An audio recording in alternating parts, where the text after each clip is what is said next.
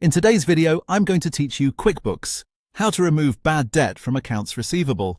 If you have an unpaid customer invoice that you know is not going to be collected, the proper way to handle it in QuickBooks is to write it off as bad debt instead of simply deleting the invoice. This helps keep your accounts receivable accurate and also makes sure the loss is recorded correctly in your books.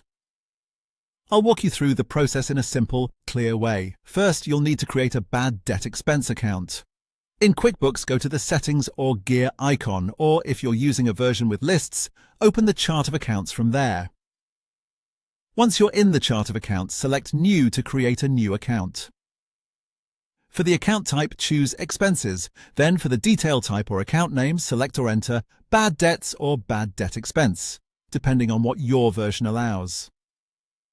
This account is important because it gives QuickBooks a place to record the amount you're writing off. When that's done, click Save and Close. Next, create a bad debt item. To do this, go to Products and Services, which you can usually find under the Gear icon in QuickBooks Online. Click New, then choose Non-Inventory or Service.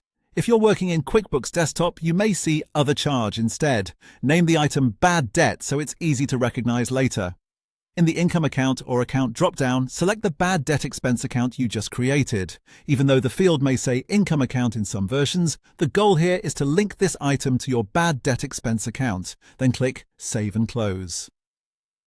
After that, you're ready to create a credit memo and apply it to the unpaid invoice. Click the New button at the top left and select Credit Memo. Choose the customer who has the unpaid debt.